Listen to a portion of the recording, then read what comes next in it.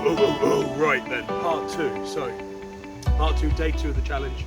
What I want you to do is find somewhere quiet, walk into your park, find somewhere quiet, pick a point to start. And what we're going to do is we're going to do 10 squats with the rucksacks on our back. Okay? So you want to make sure the straps are relatively tight and the bag's quite high up on your shoulders. And don't panic about form too much on this first week. We are going to talk about form a little bit, but it's more about getting out here, getting started, and a lot of the form with squats especially is going to come from being warm and getting flexible and getting mobility in your ankles and your hips. But we're going to aim for the right form. So I'm not a PT, by the way, guys. I just had a couple of questions from people. I work out a lot myself, as you guys that follow know. These are just some pointers, things that I've picked up. If you want to really key on your form, speak to a PT.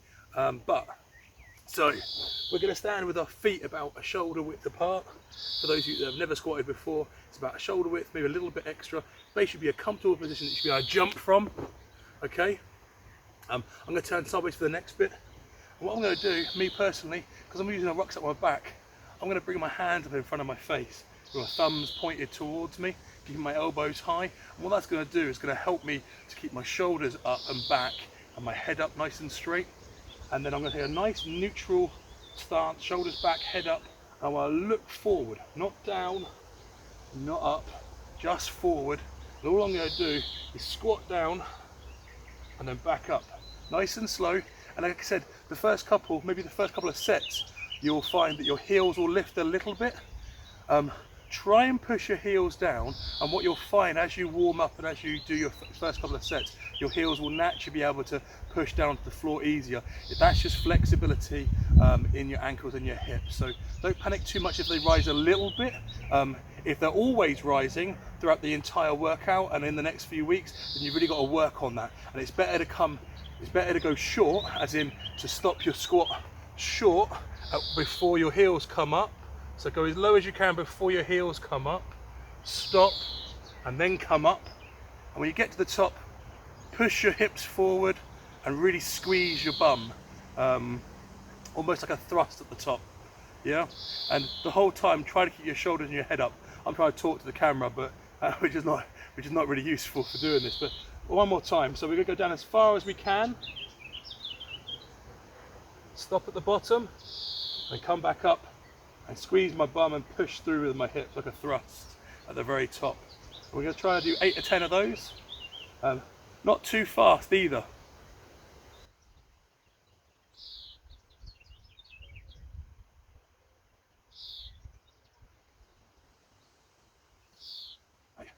And all we're going to do is take a stroll in our beautiful park. Maybe 30 seconds to a minute walk, so maybe 50, 60 paces. Find a nice spot, and we're going to go between 8 and 10 again. So here we are again, second set. Remember, hands up, feet about shoulder width apart, nice and slow down.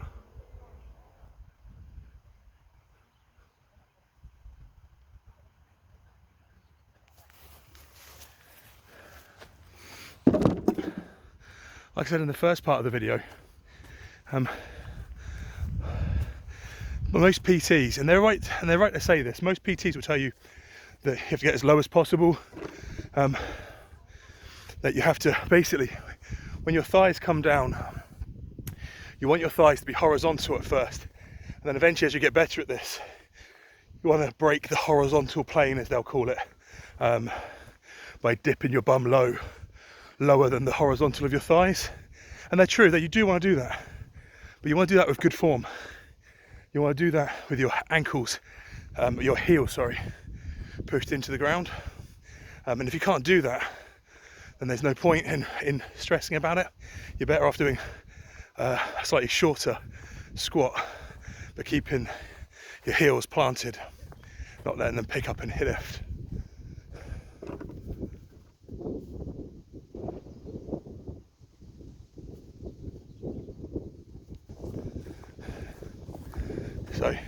I'm out in the park. It's a really nice tree over here that I'd love to stop at, catch my breath, have some water, but there's people sat here, so I'm going to respect them. I'm going to keep moving, and I encourage you guys to do the same. Don't feel like you can't go out and do stuff, just be respectful of each other. Keep your distance.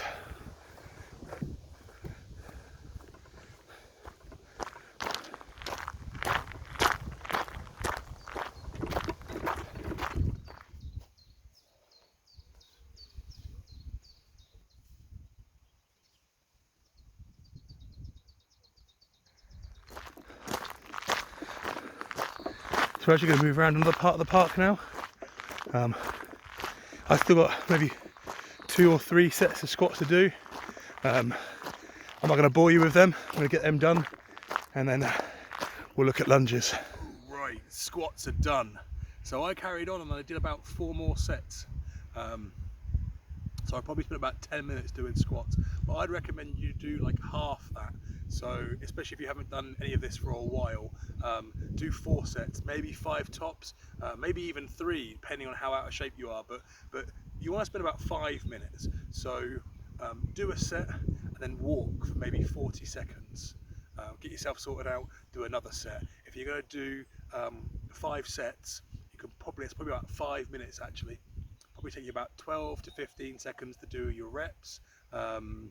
Maybe a little bit longer, maybe 20 seconds, and then 30 to 40 seconds walking. Pick another point, do some more. So you're probably looking at 5 or 6 minutes. Once you've done that, we're going to do lunges. So I've found someone to take a stop to sit down and talk to you. I'm going to hydrate because it's hot. So I'm going to drink some water that I brought with me specifically for it because it's nice and cold. If I'd forgotten my water bottle, and I could always just drink from one of the bottles that I've brought in my rucksack. So we're going to do lunges, but I tend to do dumbbell lunges. PTs tend to teach you to do dumbbell lunges, but all we've got with us is a rucksack, and you could do it with individual bottles in each hand. So just take one bottle out of your bag for each hand, and then do your lunges with your rucksack on the back. I come up with another way of doing this. Another tip for you guys for using home equipment to kind of replicate gym equipment. What I did was I tied 2 water bottles together using an everyday household item, a black bin bag. So I tied the black bin bag to each top of them to basically create a handle, and that means I can hold probably up to 6 probably in one hand, and that's a good almost 10 kilos there. So that's what we're going to do. And the joy of the lunges is we're going to do them like a lunge walk. So we're basically just going to do 10 steps lunging, so 5 each side, lunge, lunge, lunge, and then we're going to walk for say 20-30 paces, and then we're going to lunge for 10 paces, and then we're going to walk for 30 paces, and so on and so forth. So let me show you what I mean by a lunge, and then we'll have a bit of a walk around and move on to the final exercise. So okay guys, so hopefully I'm in frame. So a lunge step, right? Okay, so we're going to step forward with our right leg, let the back leg, my left leg, my back leg come down slowly until my knee almost touches the floor. In fact, what I'm going to do is, because I'm out and about, I'm going to use the grass to tell me that I'm nice and close. So when my knee feels the tickle of the top of the grass, I'm going to stop, hold it there, come back up, legs together, and then step with my left leg. Let my right knee come down, almost touch, hold it there a second, come back up, come straight, and step. And basically we're going to do that 5 times each side, and then we're going to walk. So yeah.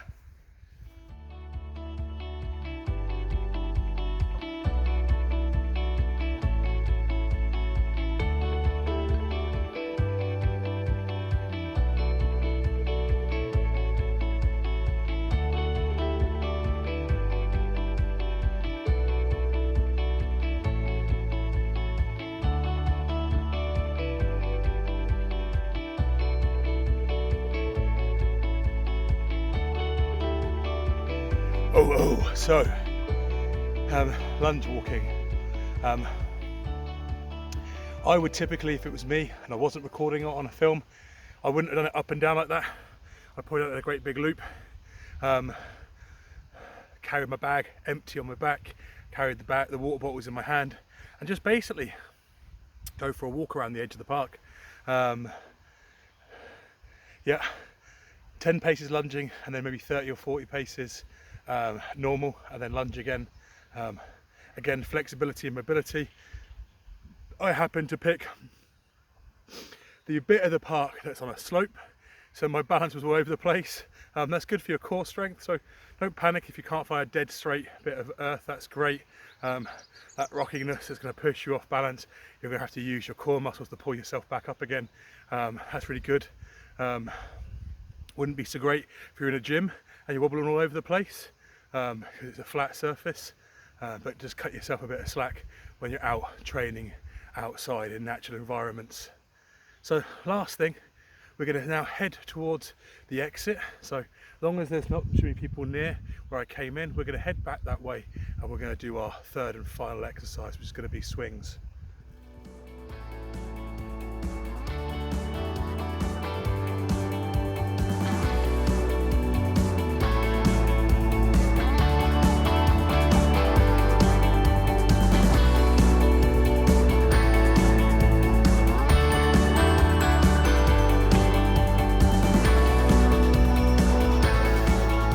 So,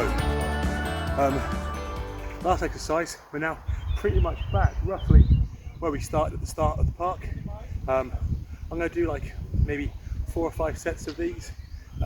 So we're going to replicate the kettlebell swing using the rucksack. Kettlebell swing is probably one of the PT's favourites, but they're actually really good. They're low impact, but they have really low impact on your joints and on your body, but actually they have a really good effect. They're good for your fitness. They're really good for your all in all body composition and body strength.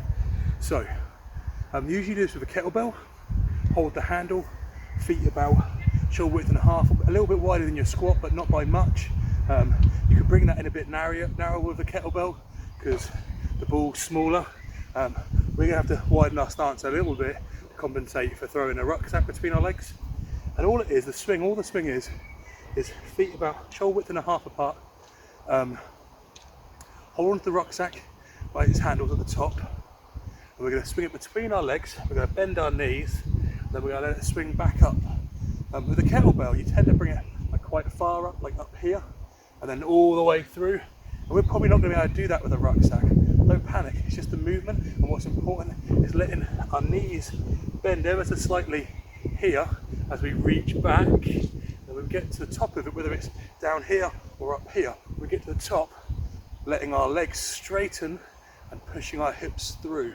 Again, a bit like we did at the top of the squat, where we thrust our hips, let our glutes or our butt muscles clench. So at the top, everything here tightens right up. We let it come back through. We bend our knees as it comes back through. We bend our knees, lean over forward, let it come through and come back up. Let me show you what I mean. So start with a little swing.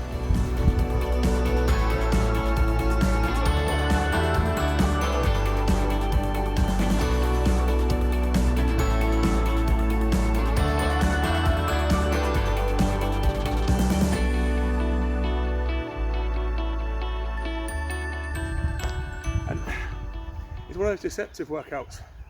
Like when you're doing it, it's not like a bicep curl or a bench press or a heavy squat where you can feel that effect straight away. It's accumulative, so it's going to build up. So the first set, you're like, am I doing it right?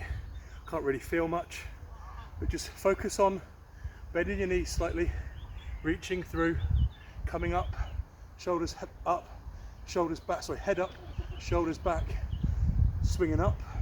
As you do that, push those hips forward, squeeze your butt muscles, pull your glutes, squeeze them up nice and tight.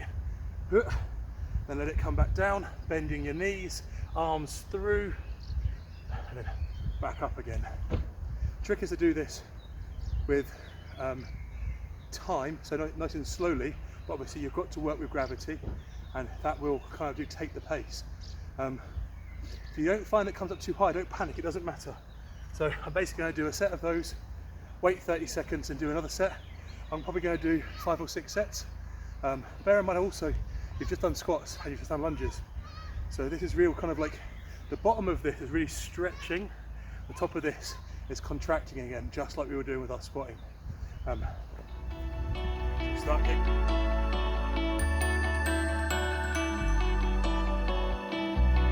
If you've got a kettlebell, use that instead.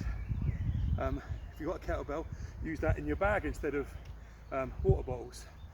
The idea behind this was that you haven't got any weights at home, but even with no weights at all, you can see from this workout that we can get a full body workout really.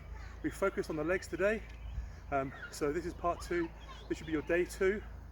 So on day 1 you should have recce'd out the park, found out where to go, found out how heavy the bag needs to be, done your walk there and back. Day 2, walk to the park, find a quiet spot. We're going to do squats, lunges, and then kettlebell swings or rucksack swings. And that's the workout in a nutshell. Super simple, it's super easy. It's going to help you get out and about, it's going to help you get flexible, it's going to help you get mobile, it's going to get you fit, it's going to make you feel better being out in the sunshine. But don't forget to put some suntan lotion on. You don't want to get sunburn, but you're going to get some vitamin D from the sunshine. You're going to get lots of healthy hormones flowing from working the legs and doing a workout. It's going to make you feel good. Like I said, build it up slow. It doesn't have to reach 10 by 10 on everything. You know, you don't have to copy what I'm doing. You can literally just come out, do 3 on each. You know, have a nice walk, do 3 on each. You do that every week, you're going to start feeling better. You're going to start losing a bit of weight, and your mental health's going to pick up as well. I promise you, it really will. So thanks for joining me. Drop me some messages, what you think, your thoughts. If you've got any questions about anything I've done, if you have questions about what else you can do, buzz me a message. I'm more than happy. I'm thinking about doing another one of these videos. It'd be great to hear what you guys want to know. If it's variations you want to do on leg day out in the park, or if you want to look at maybe doing upper body in the park, chuck me a message. You know where to find me. You can find me on Facebook, you can find me on Instagram. Check out our podcast. Episode 8 is out now. That's the Beards podcast. We're on Spotify, we're on iTunes. Just look for the Beards, Carl and Mad Dog. They're really popular. Great stuff. It's all about wrestling, all about the wrestling business, about us working in the business. So check that out. Thanks for joining the champ. Thanks for hanging around to the end. If you've hung around to the end, again, welcome to Mad Dog's Gym Garage. You are now a member. I'm going to do some membership t-shirts at some point, saying I'm a member of Mad Dog's Gym. I'm going to try to get to 100 subs. So to get that t-shirt, for me to make that t-shirt and make it available to my fans and followers, I need 100 subscribers. So if you can help me out, if you can subscribe if you haven't, if you can share, if you can like, if you can ask your friends to subscribe. I haven't even got to follow it or hit notifications, I don't mind. I just need to get the subscribers. Please help me out. Thanks for joining me. Thanks for coming out into the park. I've been Mad Dog. You have a great week. Oh, oh, oh, oh, oh.